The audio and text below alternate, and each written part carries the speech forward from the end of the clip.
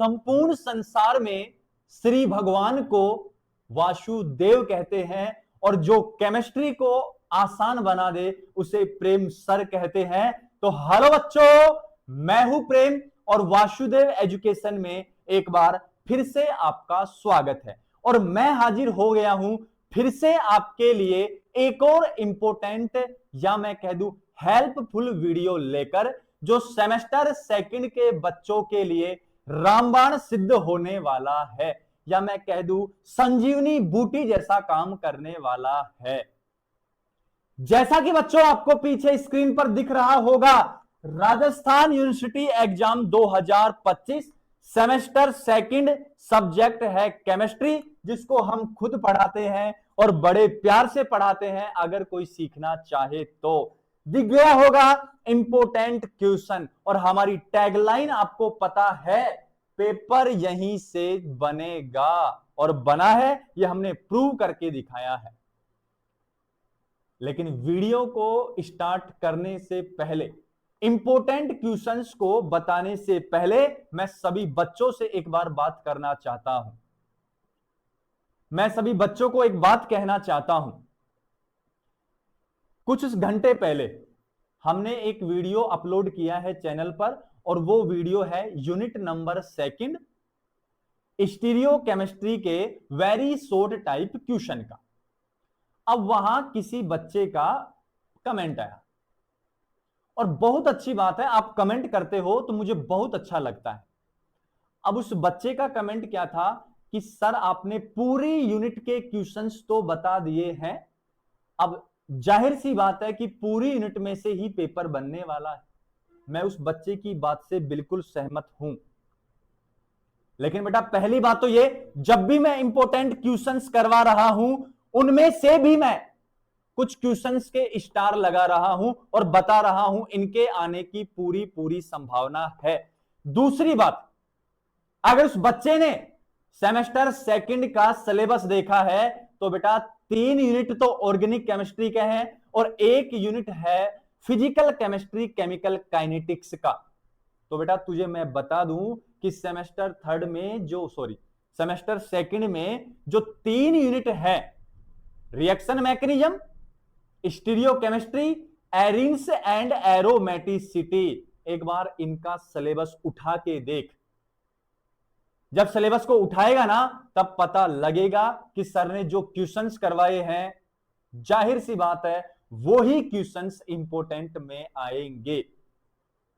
क्योंकि यार कितना लेंथी यूनिट है, अरे 60 70 या 75 लेक्चर में 1 यूनिट होती है। अरे मैं तो पढ़ाता हूं, मुझे तो सारा पता है, जो बच्चे मेरे से पढ़ते हैं उनको भी पता है, और मैं रटवाता नहीं हूं, मैं एक एक चीज को कॉन्सेप्ट वाइज क्लियर करवाता हूं।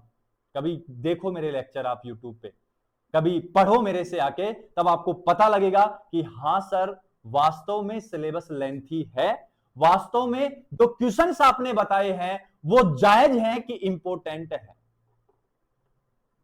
अरे बेटा आप यूजी कर रहे हो, आप अंडर ग्रेजुएट होने वाले हो, और आप उम्मीद कर रहे हो इस बात की कि सर 1 या 2 क्वेश्चन आप बता दो और वही क्वेश्चन हम पढ़ के पास हो जाएंगे। बेटा इससे पास हो जाएगा, जिंदगी में केमिस्ट्री कभी नहीं सीख पाएगा, इस बात का मैं दावा करता हूं। क्लियर है मेरी बात? तो बेटा जो क्वेश्चंस मैं बता रहा हूं उनमें से भी जो स्टार लगा रहा हूं वो पढ़ ले, क्योंकि ज्यादा पढ़ने का तेरे बस का नहीं है, क्योंकि तूने पूरे साल नहीं पढ़ा है। तूने जनवरी सेमेस्टर फर्स्ट के बाद जो टाइम था उसको पूरा खराब कर दिया है, तब तुझे ये बर्डन लग रहा है कितना कैसे पढ़ा जाएगा। लेकिन जो बच्चे नियमित रूप से पढ़ते हैं उनके लिए ये इंपोर्टेंट रामबाण सिद्ध हो रहे हैं। उनके कमेंट देखे एक बार, वो सिर्फ ये ही कह रहे हैं कि सर क्वेश्चंस मिले हैं, आपने बताया उन क्वेश्चंस में से क्वेश्चंस पेपर में हूबहू एज इट इज मिले हैं। तो बेटा थोड़ा सा पढ़ो, आप ज्यादा नहीं पढ़ सकते तो जो स्टार लगा रहा हूं वो पढ़ो, ठीक है? कोई बात नहीं, अगर आपने नहीं पढ़ा, नहीं सिलेबस देखा तो मुझे उसमें कोई दिक्कत नहीं है। मैं सिर्फ इतना कहना चाहता हूं कि वास्तव में बेटा इन 3 यूनिट का सिलेबस या इन 3 यूनिट का जो पैटर्न दिया गया है बहुत लेंथी है, बहुत ज्यादा लेक्चर खर्च होते हैं इनमें। 60 70 लेक्चर में 1 यूनिट कंप्लीट होती है। ठीक है बेटा। अब आगे देख, अब मैं बात करूंगा यूनिट नंबर 3 के इंपोर्टेंट क्वेश्चन की। कौन सी यूनिट के रहेंगे? यूनिट नंबर 3 के। और यूनिट नंबर 3 कौन सी है? एरीन व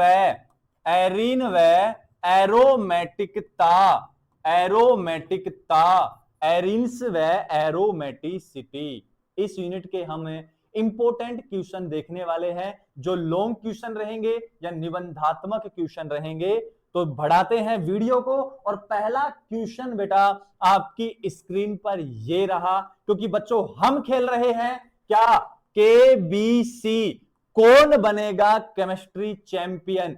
कौन है जो यहां से वासुदेव एजुकेशन के प्लेटफॉर्म से इंपोर्टेंट क्वेश्चंस की वीडियो देखकर A+ लेकर आएगा? और मैं एक बात और कह देता हूं, एक बिगेस्ट अनाउंसमेंट करता हूं आपके लिए, जिस भी बच्चे के A+ ग्रेड आएगा और जिसने इस वीडियो पर कमेंट कर रखा है, वीडियो अपलोड हुई उसी दिन की बात कर रहा हूं, उस दिन अगर किसी बच्चे ने कमेंट किया है तो उस बच्चे को वासुदेव एजुकेशन की तरफ से सम्मानित किया जाएगा।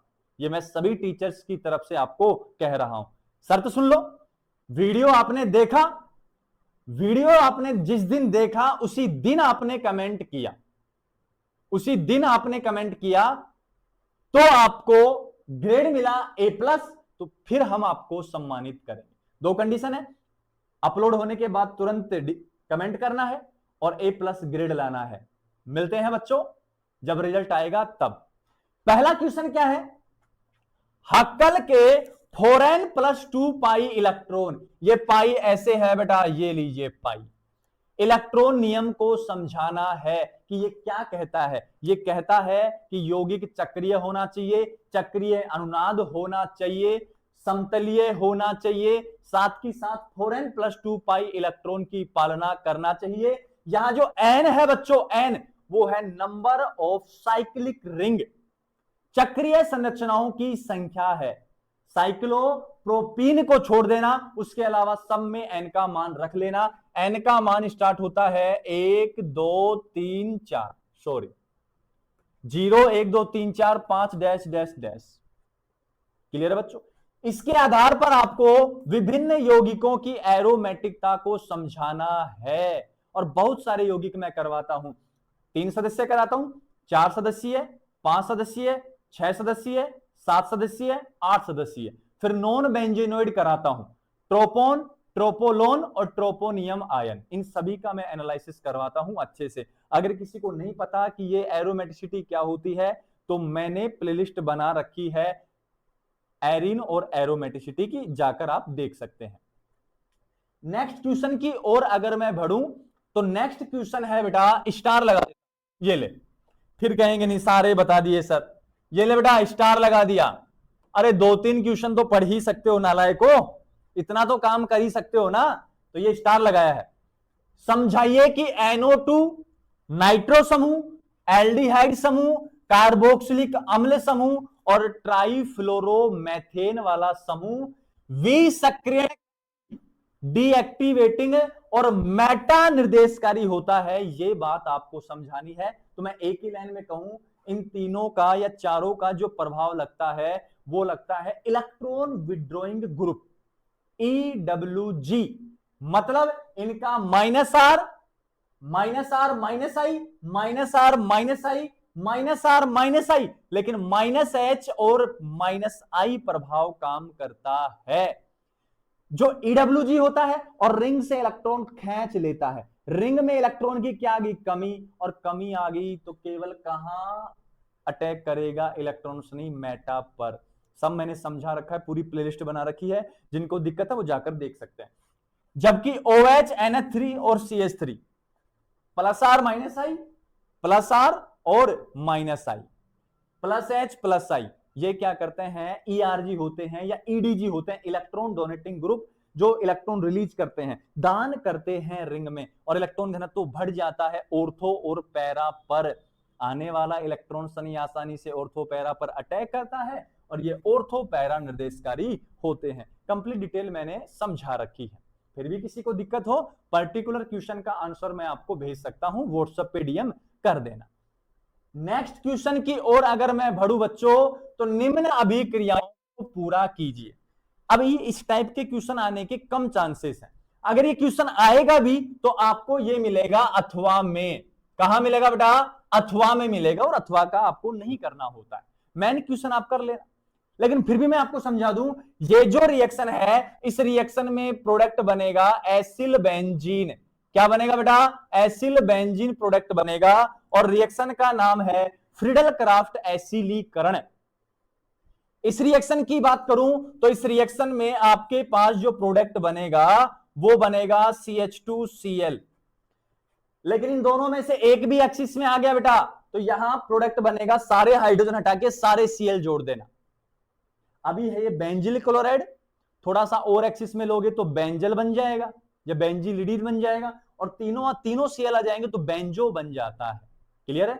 इसको कहते हैं पार्श्व श्रृंखला का हैलोजनीकरण, हैलोजिनेशन ऑफ साइड चेन कहते हैं इसको। नेक्स्ट अगर बात करूं बेटा तो ये है birch up chain, birch up chain, ये लो। और इसकी डिटेल में पूछे जाने की पूरी संभावना है। लास्ट ईयर भी आया है ये छोटे क्वेश्चन में, इस बार ये बड़े क्वेश्चन में आपको देखने को मिल सकता है। और इसमें जो प्रोडक्ट बनता है वो ये बनता है, ये लीजिए, ये बनता है बेटा साइक्लोहेक्सा 1,4 डाइईन प्रोडक्ट इसमें बनता है। नेक्स्ट अगर बात करूं तो नेक्स्ट रिएक्शन का नाम है बेटा उल्मान अभिक्रिया। कौन सी अभिक्रिया है? उल्मान अभिक्रिया। और इसमें बाइफेनिल प्रोडक्ट बनता है, बाइफेनिल मतलब दो बेंजीन वाले आपस में जुड़े जाती हैं। नेक्स्ट अगर बात करूं तो इस अभिक्रिया का नाम है इटार्ड अभिक्रिया, और इटार्ड अभिक्रिया बेंजीन की पार्श्व श्रृंखला की अभिक्रिया है। किसकी अभिक्रिया है? बेंजीन की पार्श्व श्रृंखला की अभिक्रिया है, और इसमें प्रोडक्ट बनता है बेंजल्डिहाइड, एरोमेटिक एल्डिहाइड प्रोडक्ट बनता है। फिर भी दिक्कत है तो आप कमेंट सेक्शन में मुझे बता सकते हैं। लेकिन इस क्वेश्चन के आने की संभावना कहां है? अथवा में है। इस बात का आपको विशेष रूप से ध्यान रखना है। और इस बार ऐसे क्वेश्चन आ सकते हैं क्योंकि लास्ट ईयर ऐसे क्वेश्चन नहीं आए हैं, थोड़ा फोकस करना है। चलें आगे, नेक्स्ट क्वेश्चन देखो। निम्न पर संक्षिप्त टिप्पणी लिखिए। पहला है बेंजीन की अनुनादी संरचना। अनुनादी संरचना आपको समझानी है, लेकिन इसके बजाय क्वेश्चन बनने की संभावना है, और वो क्वेश्चन बनने की संभावना कहां से है? बेंजीन की अनुनाद ऊर्जा। कौन सी ऊर्जा बेटा? अनुनाद ऊर्जा। 36 किलो कैलोरी का क्वेश्चन पूछ सकता है, ये बात मैं कह रहा हूं। तो ये स्टार लगा रहा हूं अनुनाद ऊर्जा पर। किस पर बोला है मैंने? अनुनाद ऊर्जा पर बोला है। दूसरा स्टार लगा रहा हूं क्रम ब्राउन गिब्सन का नियम। स्टार लगा दिया दोनों पे, पूछने के चांसेस हैं। तीसरा स्टार लगा रहा हूं बेटा बर्च अप चेन पर। 5 में से मैंने 3 के ऊपर स्टार लगाए हैं, और यही तो हमारी खास बात है कि इंपोर्टेंट में से भी इंपोर्टेंट हम आपको छांट कर देते हैं। लेकिन फिर भी आप कहते हैं सर पूरी यूनिट छाप दी। नहीं बेटा, ऐसे नहीं कहते हैं, कॉन्फिडेंस टूट जाता है हमारा, हमारी मेहनत लगता है बेकार चली गई।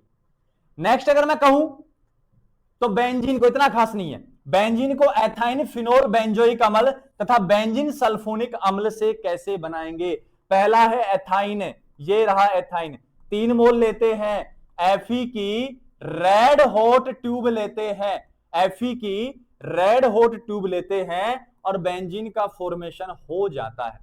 दूसरा फिनोल से फिनोल की रिएक्शन करवाते हैं बेटा जिंक डस्ट के साथ, जिंक डस्ट के साथ, तो यहां होता है रिडक्शन, और रिडक्शन से यहां बेंजीन बन जाता है। ये लीजिए।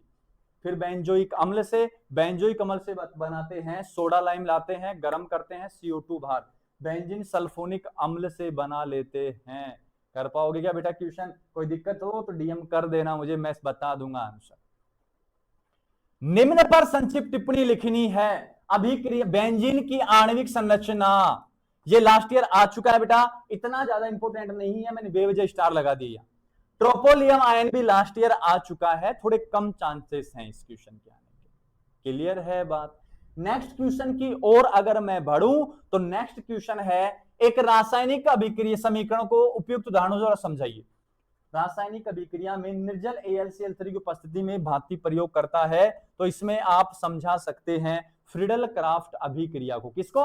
फ्रीडल क्राफ्ट अभिक्रिया को और बेंजीन के क्लोरोनीकरण को आप यहां समझा सकते हैं।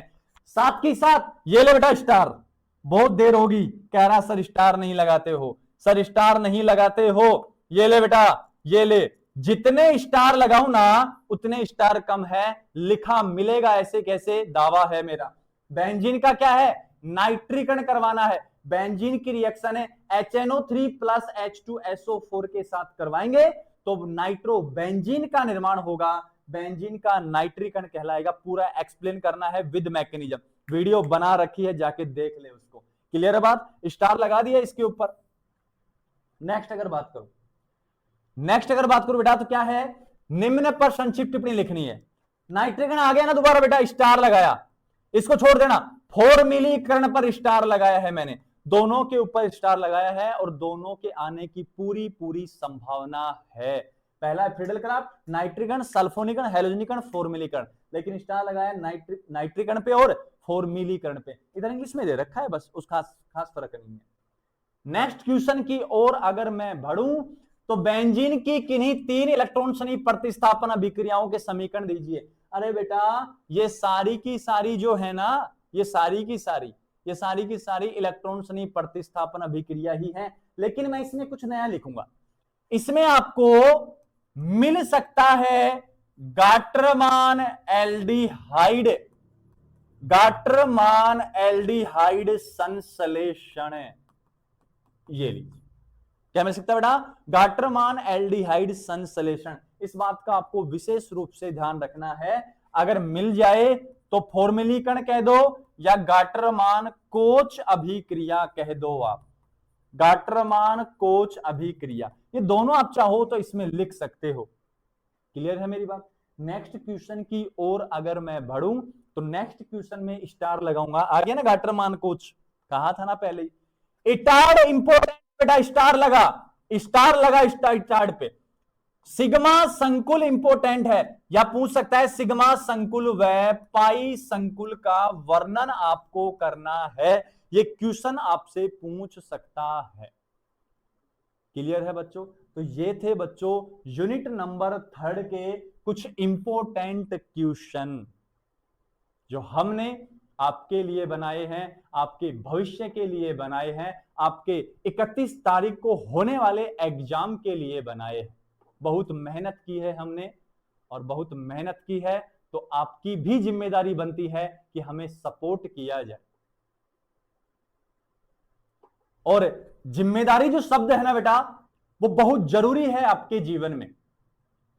जिस प्रकार माता पिता आपके लिए सब कुछ करने को तैयार है, तो वो अपनी जिम्मेदारी निभा रहे हैं, तो आपकी भी जिम्मेदारी बनती है कि माता पिता के सपनों को पूरा करना है, माता पिता के हर उस लक्ष्य को हासिल करना है, हर उस सपने को पूरा करना है जो उन्होंने आपके लिए सोच रखा है।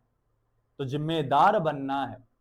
और इसके लिए मैं कुछ कह दूं कि बाबा के सपनों की जिम्मेदारी, मां के प्यार की जिम्मेदारी, बहन के शादी की जिम्मेदारी, मेरे खुद के कैरियर की जिम्मेदारी, इन सब की जिम्मेदारी अब मेरे कंधों पर है और मुझे बनना है अब जिम्मेदार। और आप हो जिम्मेदार और वासुदेव की शरण में जाओगे तो और जिम्मेदार बन जाओगे, क्योंकि अगर वासुदेव ने आपका साथ पकड़ लिया, अगर वासुदेव आपका सारथी बन गया, तो यकीन मानिए मेरा कि आप तर जाओगे, आप मंत्र मुग्ध हो जाओगे, आप समर्पित हो जाओगे पढ़ाई के प्रति। तो एक बार उसकी डोर थामिए, एक बार उससे जुड़ जाइए और जुड़ जाइए वासुदेव एजुकेशन के चैनल के साथ। जिस बेल आइकन को प्रेस कर दो, सब्सक्राइब कर दो, वीडियो को लाइक कर दो और लिख दो कमेंट में वासुदेव सर्वम इति। मिलते हैं नेक्स्ट वीडियो में इसी यूनिट के वेरी शॉर्ट टाइप क्वेश्चन लेकर। तब तक आप, ज्यादा समय है नहीं, पढ़ते रहिए, मुस्कुराते रहिए और अनर्गल घूमना बंद कर दीजिए। इधर उधर मत घूमिए, अब केवल फोकस करना है पढ़ाई पर और जिम्मेदार बनना है।